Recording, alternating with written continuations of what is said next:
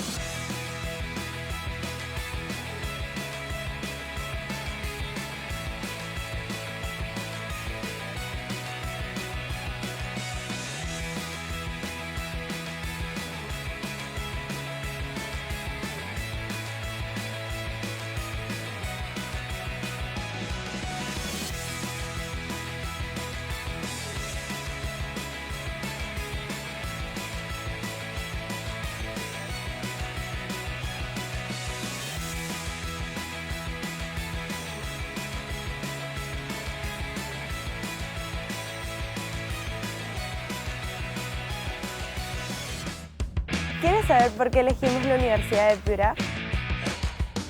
Porque su exigencia me reta e impulsa a ser mejor. Porque nuestros profesores tienen grado de doctor. Y son reconocidos en el extranjero. Porque otorgan becas. Y se preocupa por la formación integral de todos los alumnos, Independientemente de la condición económica. Nos ayudan a formar nuestra conciencia social. Porque además de estudiar, siempre hay tiempo para divertirse. Porque puedes estudiar en el extranjero. O avec des personnes. die aus aller Welt kommen. Es por esto que el UEP forma Mejores personas. Mejores profesionales.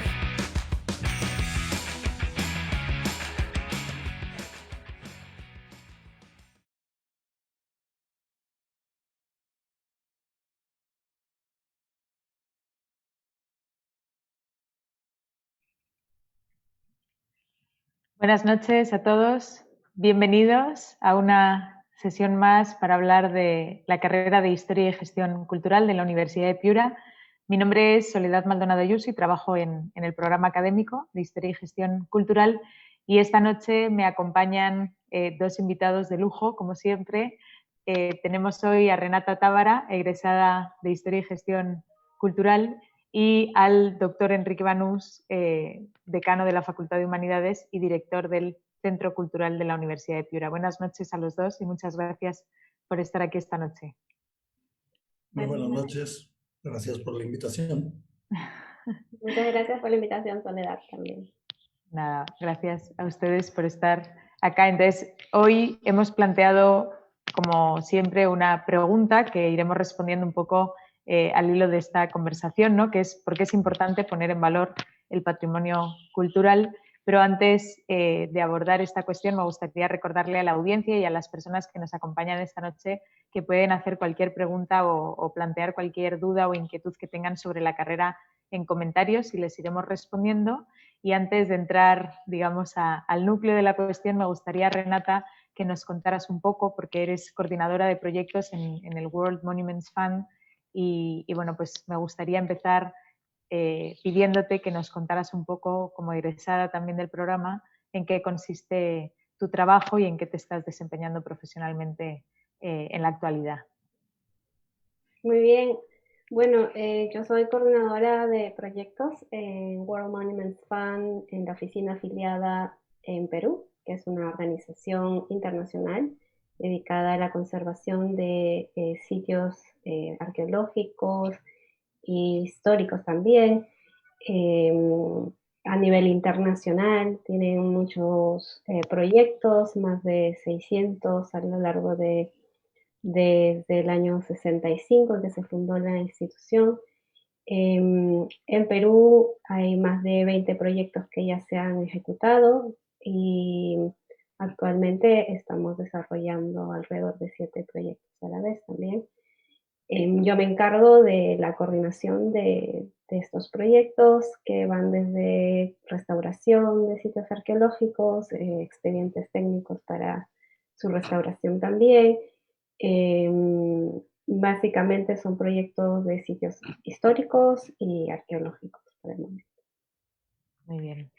Bueno, pues qué honor tenerte aquí para que nos puedas contar un poquito más de esos proyectos, también contarnos un poco más de esta organización, ¿no? Que entiendo que además tiene mucho que ver con esta cuestión que hemos planteado hoy, ¿no? Porque es importante poner en valor el patrimonio y es algo que desde el programa, y ya hemos venido conversando otras veces con el doctor Enrique Banús, pues un poco el compromiso que tenemos con eso desde el programa y la voluntad que tenemos de formar a nuestros alumnos y a los futuros alumnos con eso en mente, ¿no? Con la importancia de la puesta en valor de todo ese legado que además en el Perú es amplísimo, ¿no?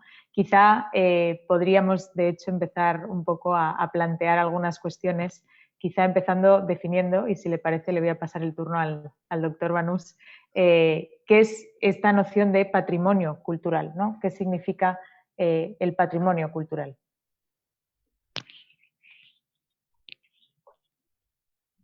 No sé por qué me toca a mí esa pregunta cuando la que trabaja en patrimonio es Renata, pero bueno, patrimonio, por una parte hay un patrimonio declarado como tal, bien por la UNESCO, bien por un gobierno de un país, o bien también en un plano regional o incluso local, ¿no? Patrimonio en ese sentido es aquello que goza de una especial protección, en el sentido de que no se debe perder, no se debe dañar, se debe respetar. Ahí entra tanto un patrimonio material, del que hablaba Renata, básicamente el patrimonio histórico, el patrimonio arquitectónico, el patrimonio arqueológico. Entra también lo que solemos llamar el patrimonio material mueble. Mueble quiere decir que se puede mover, a diferencia del patrimonio arqueológico que no se debe mover, pero un cuadro, una escultura, eso es un patrimonio cultural mueble. Y luego está todo el amplísimo campo del patrimonio inmaterial. El patrimonio inmaterial pues, pueden ser las tradiciones, la música, las artes escénicas, la danza, las festividades, en fin, es un campo amplísimo. Repito, hay una parte de ese patrimonio que se declara como tal, pero junto a eso hay muchísimo patrimonio que no está declarado en ninguna parte y que sin embargo lo es para alguien, para un grupo, para una comunidad o para una persona, ¿no? Son todos aquellos testimonios del pasado, de la historia, que consideramos valiosos, que consideramos que se deben transmitir, por eso hablamos de patrimonio. Ahí está una referencia al latín, padre, pater, patris, y que cuyo valor viene en parte de su valor material, en algunos casos, en muchos casos, pero en muchos otros casos siempre también de un valor simbólico, de un valor con el que asociamos algo, con el que asociamos una vivencia, un recuerdo, una historia, ¿no? Entonces, el patrimonio yo creo que hay que verlo, el constituir, el configurar, el declarar patrimonio, hay que verlo como una tendencia natural del ser humano. El ser humano a ciertos objetos les da un valor especial, los vincula con algo que va más allá también de la hermosura, de la belleza, que puede darse, pero a veces tampoco reside ahí el valor patrimonial, ¿no? Es decir, es esa capacidad del ser humano de dotar a unos objetos o a una música, a unas canciones, lo que sea, de un valor que hace que no se quieran perder, ¿no? Y que hace, es más, que pervivan, que se actualicen, que tengan relevancia también para quienes vienen después. Bueno, no sé si me he inventado la definición, supongo que sí, pero para eso estamos, ¿no? Para ir inventando un poco. Bueno, si no, ahora le podemos pasar el turno. Yo voy pasando las preguntas de uno a otro, o sea, en cualquier momento uno puede también comentar, matizar lo que considere. Entonces, Renata, no te vas a librar esto, también te voy a preguntar. Pero bueno, hoy tenemos una audiencia muy participativa porque tenemos a Lorena, que nos escribe desde Huaraz y ya nos ha planteado una pregunta que tiene un poquito que ver con esto que hemos empezado a comentar, y nos pregunta, desde el punto de vista del patrimonio cultural en danza, qué proyectos se podrían realizar para intentar revalorarlo, ¿no? No sé si, Renata, los proyectos que tú has mencionado quizás tenían que ver más con la parte histórica y arqueológica, pero quizá puedas decirle algo a Lorena. Bueno, efectivamente, actualmente yo me desempeño en ese rubro, ¿no? De la puesta en valor y restauración, conservación de patrimonio edificado o incluso de un paisaje cultural, ¿no? En la parte de danza, bueno, yo no me he desempeñado en patrimonio inmaterial, ¿no? Por lo que no tengo mucho conocimiento sobre cómo se ha desarrollado ese ámbito. Uh-huh. Bueno, pues entonces ahora vamos, esto va como en los turnos del tenis. Entonces, el doctor Banús, que trabaja en el Centro Cultural, quizá sí puede decir algo con respecto a danza o con respecto a ese revalorizar proyectos o patrimonio que tengan que ver más con este ámbito. Bueno, quizás se puede hablar de tres campos de la danza, o distinguir la danza en tres campos, ¿no? Por una parte está la danza clásica, digamos, el ballet, las danzas así, que también tienen una aparición en el teatro, en la música académica, etcétera, etcétera. Por otra parte está todo el rubro de la danza contemporánea, y luego está todo el tema del riquísimo folclore que existe, y cada uno de estos rubros necesita una atención específica, ¿no? La danza, digamos, más clásica, por llamarlo de alguna manera, ¿no? Normalmente se desarrolla en espacios escénicos y entra dentro de las artes escénicas, o sea, la programación de un auditorio, la programación de un teatro, etcétera, ¿no? Ahí hay un repertorio más o menos consolidado y con una serie de obras clásicas, o sea, todo el mundo piensa en El lago de los cisnes de Tchaikovsky, que goza de una popularidad tremenda siempre por Navidad, ¿no? Pero hay mucho más repertorio, ¿no? Mucho más repertorio, quizá menos conocido y quizá que hay que poner en valor, ¿no? Luego está la danza contemporánea, que la danza contemporánea tiene, como muchas artes contemporáneas, un problema de que utiliza lenguajes menos conocidos, ¿no? Lenguajes que pueden ser más difíciles de que los comprenda un público acostumbrado a otro tipo de música y a otro tipo de danza. De hecho, la danza contemporánea cuando se hacen encuestas de uso de hábitos culturales, es de los rubros que tienen menos público. Ahí hay todo un tema de mediación, de transmisión, de explicar ese lenguaje. Y luego está todo el riquísimo tema del folclore, que va unido en muchos casos también a una vestimenta específica, que también es patrimonio, o puede ser considerado patrimonio, y que en algunos casos está en riesgo de perderse o de contaminarse de otras... No hay que rechazar de plano siempre todas las misturas, pero sí hay algunas mezclas que pueden hacer que se pierda la esencia de una danza. De hecho, personas un poco mayores que se han dedicado a cuidar, a recuperar, a poner en valor patrimonio dancístico, regional, pues muchas veces se lamentan de que la gente joven pues ya no cuida ese patrimonio o lo transforma de tal manera que ya no se reconocen en ello, ¿no? Ahí hay también todo un tema de puesta en valor, de cuidado, de mediación, también de conversación entre esas diferentes interpretaciones de una misma danza, a veces por generaciones diferentes, a veces también son diferencias locales, ¿no? Son unos los que dicen, no, la auténtica es la nuestra, y no la del pueblo de al lado, y el otro dice, no, la otra, etcétera, etcétera. Entonces ahí hay todo un patrimonio difícil, también porque, claro, no siempre está fijado, ¿no? Es mucho más fácil cuidar un patrimonio que está en un museo, ¿no? Unos cuadros en un museo, entonces ahí están y de ahí no se mueven, ¿no? Pero y en la danza incluso hay quienes dicen, bueno, una vez la fijas, ya la estás en cierta medida matando, perdón, es una expresión un poco brutal, pero ¿por qué? Porque la danza, como el patrimonio inmaterial en general, lo que tiene es que evoluciona constantemente, ¿no?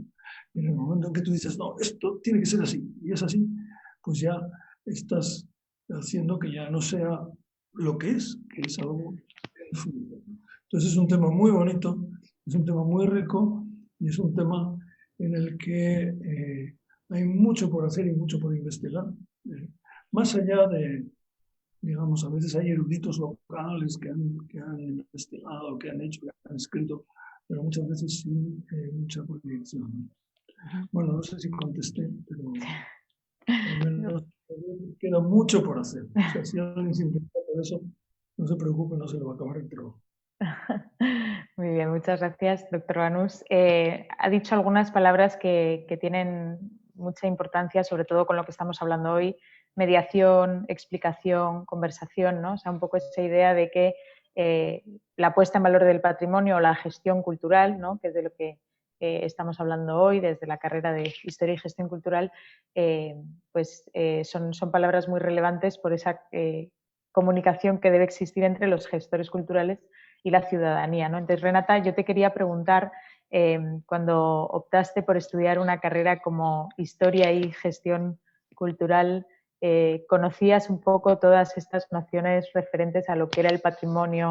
Lo que, digamos, tu vocación tenía que ver con esa comunicación de todo ese legado, toda esa herencia, o tenía más que ver con otra cosa. Cuéntanos un poco cómo te decidiste, ¿no?, a estudiar la carrera de Historia y Gestión Cultural.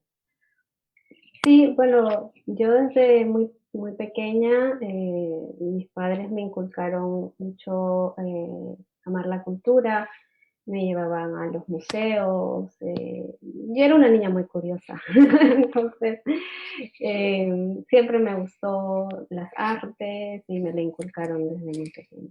Entonces un poco el camino era bastante natural. Y ya en sí la carrera, bueno, era nueva en Piura, ¿no? Yo tenía una aspiración de ser arqueóloga. Lamentablemente, bueno, no tenía las posibilidades de poder estudiar esa carrera en Trujillo o en Lima, y la oportunidad de poder tener al menos el acercamiento a la arqueología desde la carrera de Historia y Gestión Cultural, bueno, me atrajo, ¿no? Y ya dentro de la carrera, pues me encantó mucho la parte de gestión cultural y la historia me ha gustado, ¿no? Sí, es uno de mis puntos favoritos cuando estaba en el colegio. Pero ya la parte de gestión cultural ya me apasionó desde un principio, ¿no? Al empezar a ver los cursos de ámbitos culturales, o ya ver temas de proyectos, que era súper emocionante, ¿no? Eso sí, fue como que la cereza del pastel.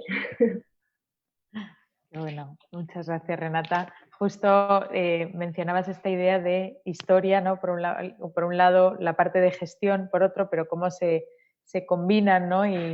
y están, digamos, de la mano. Y tenemos justo una pregunta de Camila Pérez, que nos plantea si con esta carrera de Historia y Gestión Cultural podría gestionar patrimonio cultural de otros países o es netamente para el patrimonio del Perú. Por turno, se la pasamos al decano, si le parece bien. Bueno, aunque no me parezca bien, me la van a pasar. Así que, porque me parezca bien. Vamos a ver, para la cultura, las fronteras no tienen la relevancia que tienen para la política o para la economía incluso, ¿no? Es cierto que hay algunos aspectos de la cultura más centrados en un territorio concreto y que un país también se reconoce en algunas características que no comparte o que comparte parcialmente con otros países, ¿no? Pero la cultura también está hecha de muchos intercambios, de muchas emulaciones, copias, rechazos, o sea, de referencias continuas a otras culturas, ¿no? Existen modas, existen corrientes, existen artistas que migran de un lugar a otro. Quiero decir, por ejemplo, en una parte muy importante del siglo XIX, París es una ciudad de referencia de escritores, pintores, músicos de muchos países, ¿no? Que van a París, que allí conocen las tendencias de París, que si el impresionismo, que si las vanguardias, que si, en fin, lo que sea. Y luego retornan a su país y pueden hacer una poesía, una pintura, una música muy vinculada a su país, pero que a la vez, de alguna manera, pues por ahí queda un poco el recuerdo de París, ¿no? De los croissants que se habrán comido en los cafés de París y de París aletea por ahí, ¿no? Y esto no quiere decir que no sean peruanos, chilenos, argentinos, españoles o lo que sea, rusos, polacos, rumanos, sino que la cultura se va haciendo pues en esa amalgama creativa que integra elementos de aquí y de allá, conservando también especificidades que son muy propias de un lugar. Esto también es así, ¿no? Entonces, la carrera de Historia y Gestión Cultural pues intenta hacer justicia a ese hecho de que en la cultura lo local y lo local de otros sitios pues va estableciendo relaciones, ¿no? Diálogos más o menos pacíficos, más o menos creativos y por lo tanto no se orienta hacia un país en concreto, aunque desde luego está también muy enraizada en la realidad peruana, obviamente, ¿no? Porque, bueno, muchos de los egresados van a trabajar aquí, aunque también hay, bueno, en estos momentos, si yo pienso así, un ratito cortito, me vienen a la mente 6 u 8 egresados nuestros que están en el extranjero, ¿no? Están en otros países, algunos trabajando, muchos haciendo una maestría o un doctorado, o sea que también es bastante habitual que haya una experiencia laboral, universitaria, de estudios en otros países. Gracias, doctor Banús. Bueno, yo creo que podríamos plantear, Renata, ya que te tenemos aquí y tienes bueno, pues toda esa experiencia, ¿no? Coordinando proyectos aquí en el Perú en World Monuments Fund, te voy a plantear la pregunta de la noche, ¿no? ¿Por qué crees que es importante poner en valor el patrimonio cultural? Bueno, muchas gracias también por hacer esa pregunta, porque es una pregunta que siempre nos consultan a nosotros como institución, cuál es nuestra misión, ¿no? Dentro del desarrollo en realidad general del mundo. Y en realidad el patrimonio es el modo en que nosotros podemos como desarrollar esta comprensión entre las diferentes culturas. Ya lo decía el doctor Banús, o sea, somos una amalgama de diferentes culturas, de diferentes civilizaciones, y el patrimonio cultural, al justamente ponerlo en valor, ponerlo a disposición de las comunidades, de la ciudadanía, nosotros podemos reconocernos como sociedad, como civilización, como país, como nación, y a la vez podemos entendernos mejor, ¿no? Y este patrimonio, que es un ejemplo de grandeza humana, ¿no? Un edificio, un sitio arqueológico, es una expresión de una cultura que pudo desarrollar toda una serie de técnicas, toda una serie de materiales para poder construir un edificio, un espacio para desarrollarse culturalmente, y eso es totalmente valioso en la actualidad. No es un valor estático, no es un valor que se quedó en el pasado, es un valor que nosotros podemos utilizar en el presente, que podemos analizarlo en el presente, y ejemplo incluso para poder ser más inclusivos, más resilientes ahora con todos los cambios climáticos que existen, con la situación actual. Nos hace cada vez más fuertes y más empoderados, ¿no? Muy bien, gracias. Renata, te estaba escuchando y se me venía a la mente una explicación que le escuché una vez al doctor Banús, además, con respecto a la carrera, ¿no? Esta idea de historia y gestión cultural, y tú en realidad la has resumido sin querer, que es esta idea de cómo comprender el pasado a través de la historia, ¿no? A través de ese patrimonio, nos permite comprender también el presente, y cambiar el futuro, ¿no? O incidir de manera positiva en el futuro, y esa es un poco también la idea de combinar historia y gestión cultural, ¿no? Y estoy segura que el doctor Banús, mientras te escuchaba, pues se le iba ocurriendo alguna cosa que querrá comentar, pero si no, tengo una pregunta de Uriel Santos, decano, que nos pregunta si el arte es patrimonio cultural.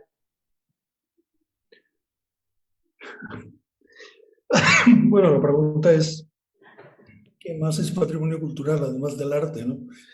El arte es una parte importantísima del patrimonio cultural, ¿no?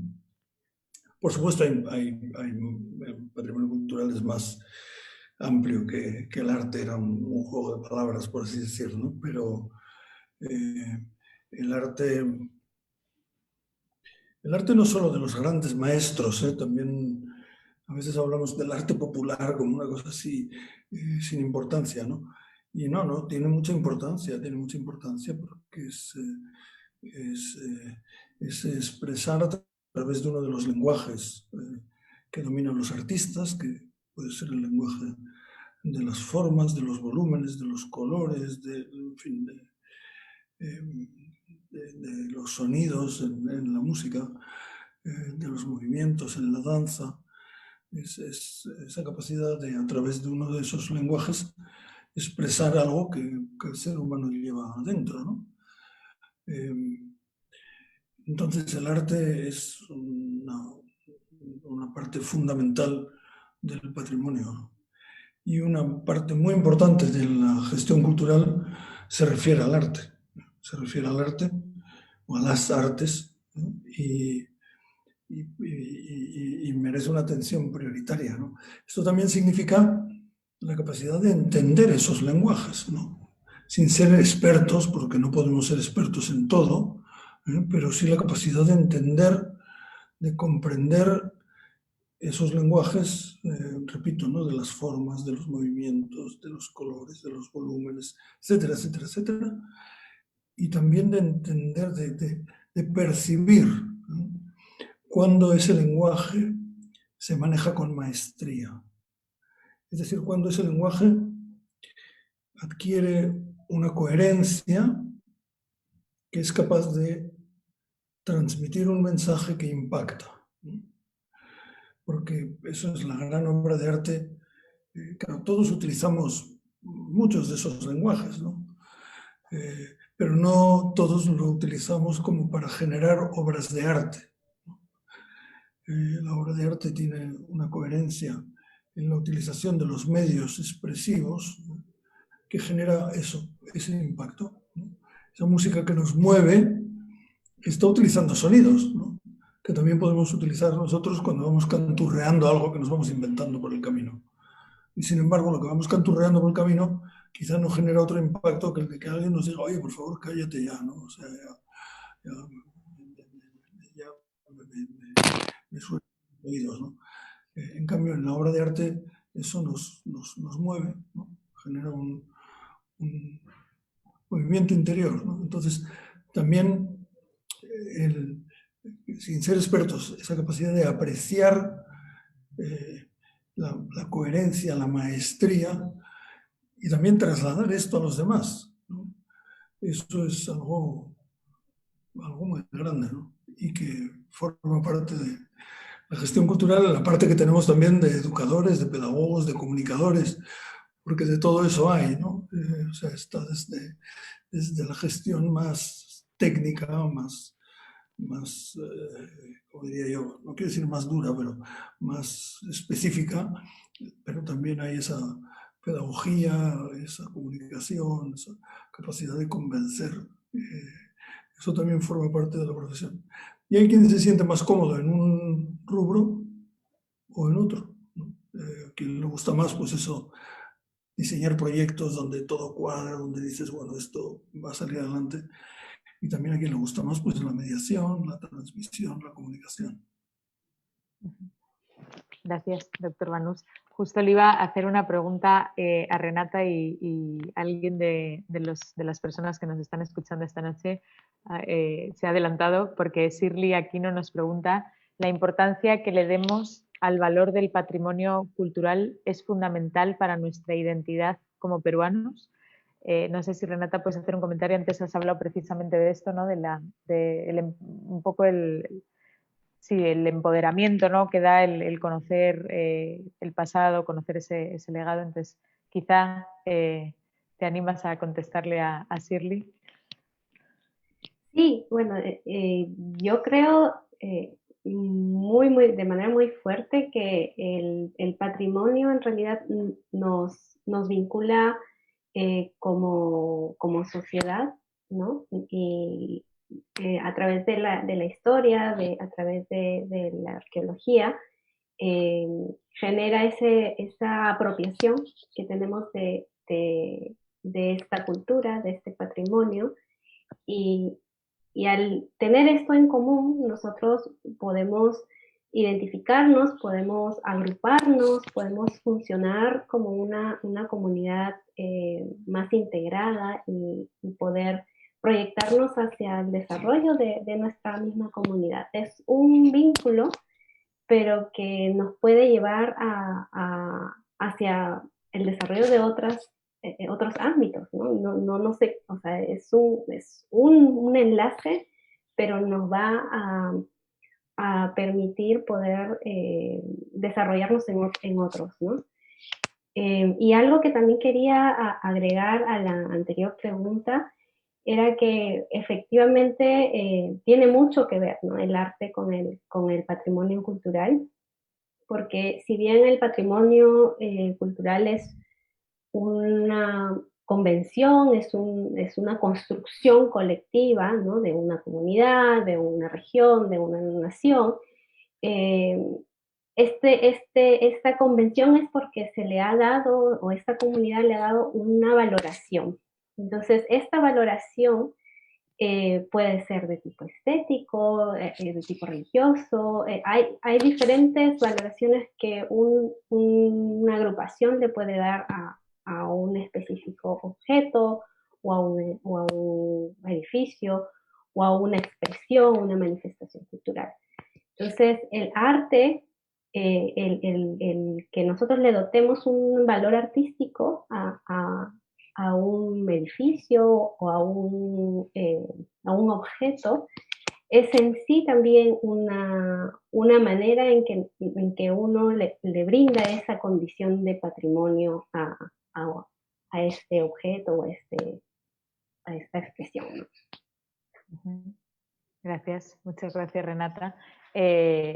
Bueno, quiero agradecer también a las personas que nos están escuchando esta noche, porque nos están planteando preguntas súper interesantes, así que animarles a seguir preguntando todo lo que quieran. Les iremos respondiendo siempre que nos quede tiempo por delante. Pero bueno, ahora quería, para seguir un poco con los temas que estamos planteando, ¿no? Y la pregunta que nos estamos planteando hoy, se la he preguntado a Renata, pero no se la he preguntado al doctor Banús. Entonces, quería preguntarle, ¿no? A usted, decano, y además que está en contacto con nuestros alumnos y un poco está muy presente también en la carrera de Historia y Gestión Cultural, ¿por qué es importante desde la universidad o desde la academia transmitir esa idea de que es importante, ¿no? Poner en valor el patrimonio y que nuestros egresados y también nuestros alumnos sean conscientes de esto?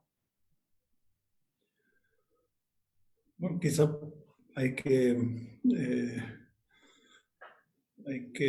reflexionar efectivamente por qué es importante la puesta en valor del patrimonio. Renata ya lo ha dicho. Si se quiere resumir muy brevemente, se puede decir, bueno, es importante desde la perspectiva del patrimonio porque si no se pone en valor se pierde. El patrimonio que no se aprecia acaba desapareciendo. Eso nos pasa incluso en el patrimonio familiar, ¿no? Cuando uno, no sé, revisa la casa, el armario, la mesa de alguien que se fue, pues va encontrando cosas que dice, ¿y esto para qué? ¿Y esto para qué? Y va botando cosas. Va botando cosas quizá porque no sabe que eso tiene un significado más allá del valor material de aquel pequeño objeto, ¿no? Y si supiera que esto significó algo para aquella persona, pues quizá lo conservaría y contaría la historia de ese objeto. O sea, el patrimonio que no se aprecia se pierde, ¿no? Y desde la persona es importante la puesta en valor del patrimonio, porque el que no comprende el patrimonio está medio perdido en el mundo, ¿no? Está medio perdido, porque el mundo está configurado por objetos que tienen un lenguaje, que tienen un valor simbólico y que cuentan una historia, ¿no? Entonces, si no entiendo, pues es como si te sueltan Hay una novela muy divertida de un escritor de Barcelona hace años, llamado Eduardo Mendoza, que se llama así Noticias de GURB. Entonces, GURB es un marciano que aterriza en Barcelona, ¿no? Sin ninguna información previa, ¿no? Lo mandan allí en misión de descubrir, no sé, de informar o de lo que sea. Y el pobre GURB está completamente perdido, ¿no? Y comete una serie de errores y de cosas muy divertidas, porque es una novela muy, muy divertida. Sobre todo si uno conoce la Barcelona de aquellos años, justo antes de las Olimpiadas, donde todo estaba en obras, etcétera, etcétera. Bueno, pues si uno no aprecia, no conoce y aprecia el patrimonio, es un poco GURB, ¿no? Está allí diciendo, ¿yo dónde estoy, no? O sea, esto ¿qué significa esto? ¿Qué quiere, no? Yo me vine de España a Perú hace 7 años y medio, y entonces, bueno, es el mismo lenguaje, pero no es el mismo lenguaje, y entonces, pues, te van pasando cosas de no entender Por ejemplo, ¿no? En Lima, en las calles, pues pone debajo del nombre de la calle una flechita que indica en qué dirección fluye el tráfico, ¿no?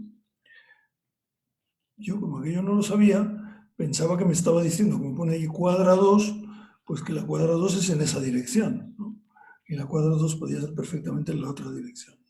¿A mí qué me pasaba? Pues que no conocía ese patrimonio tan así. Bueno, no es que sea un patrimonio muy valioso, pero es una señal que habla un lenguaje, ¿no? Entonces, si uno no conoce el lenguaje del patrimonio, está perdido, ¿no? Entonces, claro, la carrera en Historia y Gestión Cultural, ¿qué hace? Pues formar profesionales en la puesta en valor del patrimonio. Profesionales. Junto a eso hay muchísimas iniciativas de voluntariado, de asociaciones maravillosas, ¿no? Pero también hacen falta los profesionales que dicen, no, espera, mira, este patrimonio es importante por esto y por esto, y vamos a ponerlo en valor de esta y de esta manera, ¿no? Y a veces también ponen señales de atención, decir, no, cuidado, esto no es lo que tú crees que es una cosa banal y sin importancia, sino que esto tiene una historia que compensa rescatar, ¿no? Y otras veces pues son esos procesos de mediación, de explicación, de actualización también, porque claro, hay edificios que han perdido su sentido originario y hay que reconvertirlo, ¿no? En países de antigua industrialización, allá en el siglo XIX, donde las fábricas luego, claro, estaban en medio de la ciudad, contaminaban un montón y ya no se podían mantener como fábricas, y aparte ya no eran competitivas, pues dices, ¿qué hago? Tumbo todo ese patrimonio, ¿no? Aquellas fábricas de ladrillo del siglo XIX, etcétera, pues se han reconvertido algunas, por ejemplo, yo recuerdo una ciudad donde yo estudié, allí había lo que llamaban la fábrica barroca. No era barroca, pero sí era antigua. Y entonces eso se había convertido en estudios de artistas, ¿no? Sobre todo escultores que necesitan a veces para sus esculturas de 5 metros, pues no los hacen en tu departamentito, ¿no? Porque allí no hay 5 metros de altura, pero ni de broma, ¿no? Entonces, esa es una reconversión, ¿no? Bueno, eso también exige también una creatividad, una capacidad una inventiva, que es eso de hacer proyectos que decía Renata antes, y que, en fin, los estudiantes de Historia y Gestión Cultural se pasan la vida haciendo proyectos, ¿no? Pero es ese modo creativo de que ese patrimonio adquiera un nuevo valor, ¿no? Un nuevo valor, porque ya como fábrica aquello no funciona. Y es bueno que no funcione, ¿no? Porque si no iba a salir exhalando ya todo tipo de cosas muy, muy insalubres, ¿no? Gracias, doctor Banús. Bueno, Renata, yo te quería preguntar, ya que tú trabajas en una institución que tiene precisamente como misión un poco esta puesta en valor de la que venimos hablando todo este rato, me imagino que además coordinando proyectos te habrás encontrado un poco con situaciones muy diversas y verás muy de cerca las necesidades también del país en ese sentido, ¿no? Entonces yo te quería preguntar un poco por los retos que te encuentras como gestora cultural, ¿no? A la hora de gestionar proyectos que tienen que ver con el patrimonio, con la puesta en valor, ¿no? O sea, un poco también para medir, digamos, la actualidad y lo que se necesita, ¿no? En el ámbito profesional de la cultura en un país como el Perú.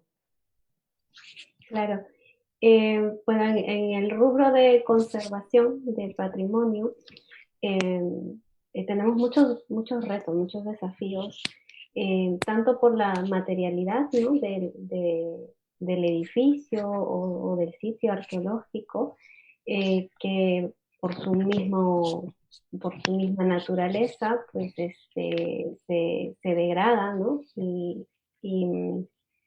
Y es muy difícil, al menos en esta situación actual, bueno, mantenerlo o conservarlos, ¿no?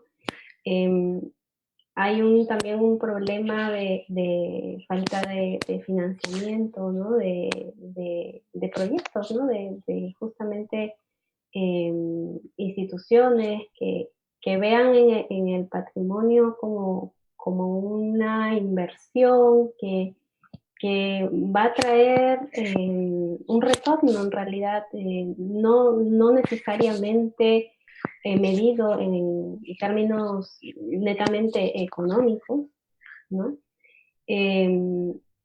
Pero falta justamente esa poder poner en disposición de las diferentes fuentes de financiamiento el valor que significaría el conservar y preservar un patrimonio para la ciudadanía, ¿no? Para el uso público, para el uso también en algunos momentos privados, ¿no?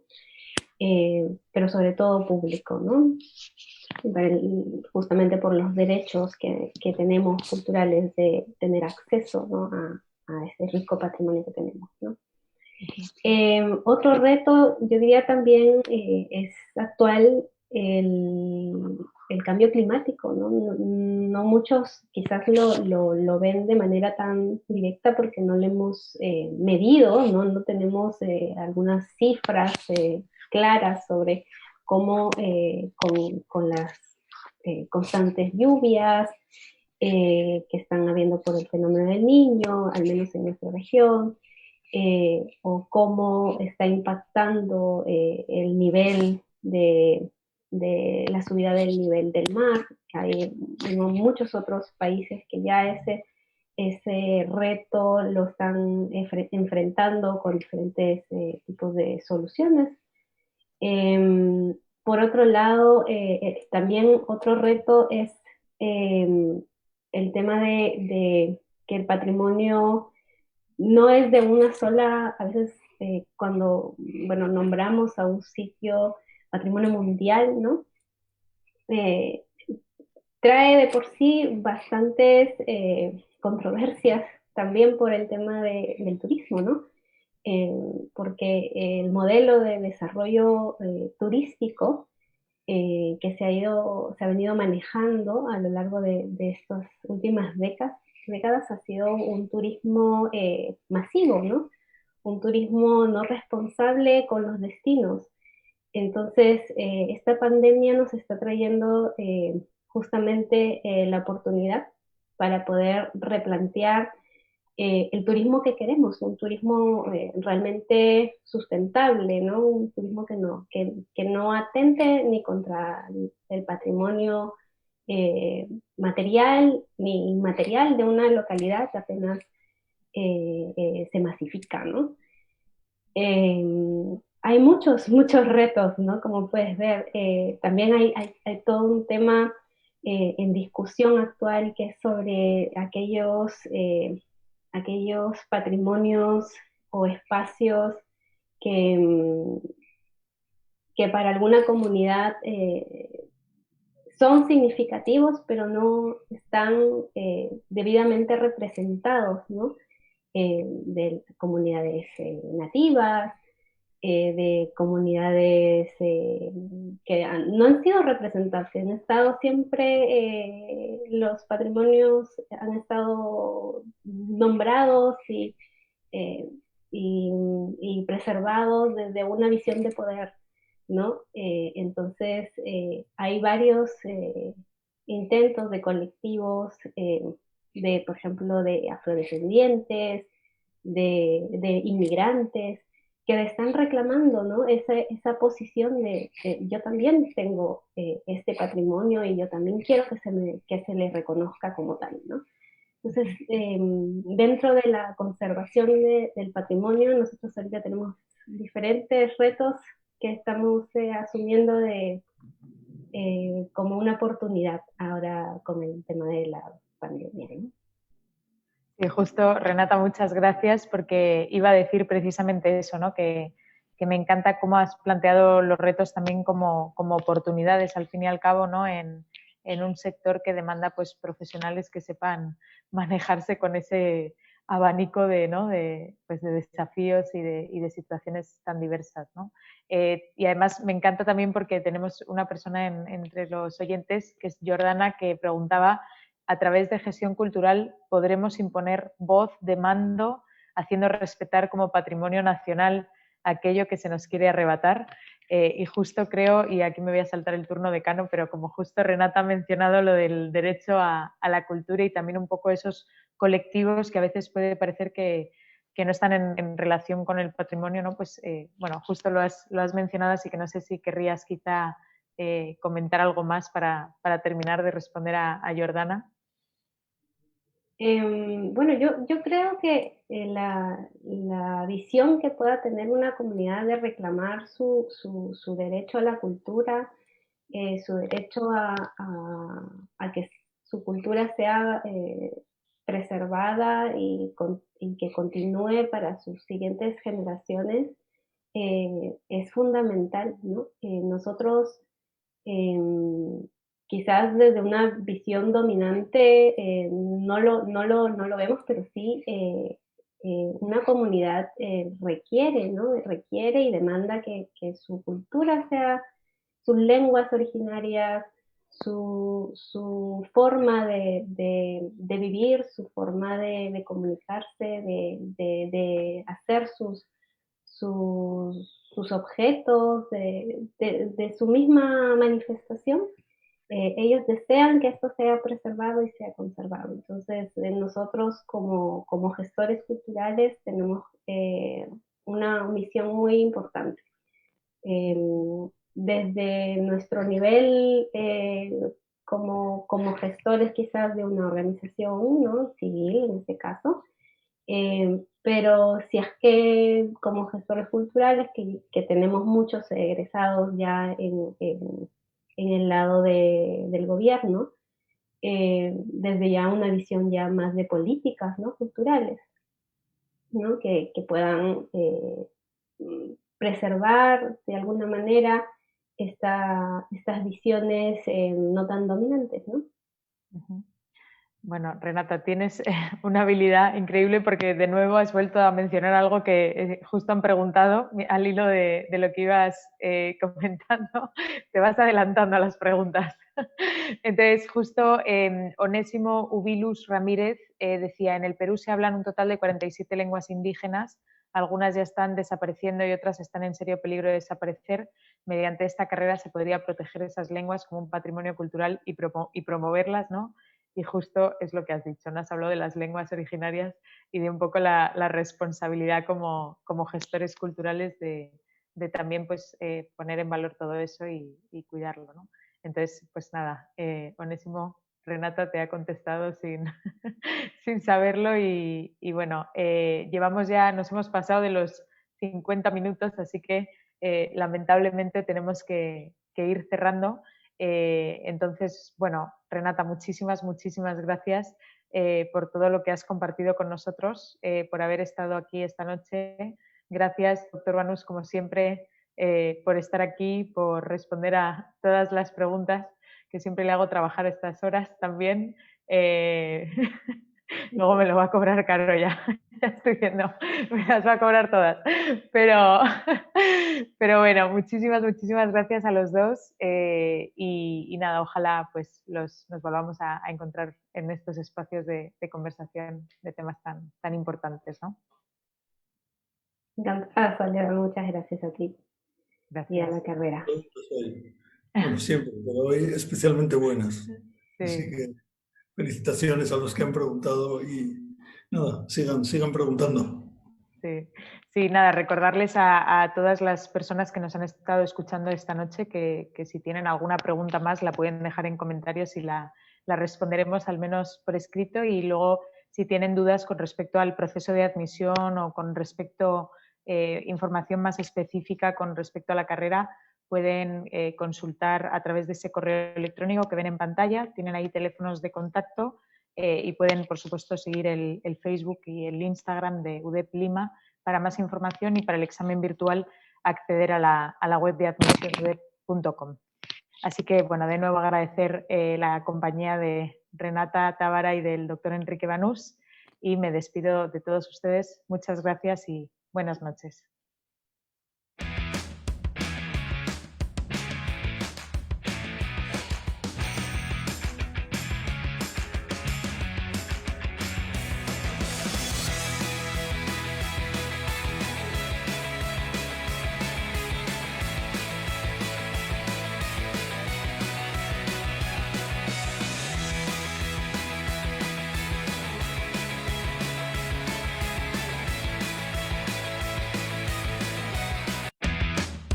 ¿Quieres saber por qué elegimos la Universidad de Piura? Porque su exigencia me reta e impulsa a ser mejor.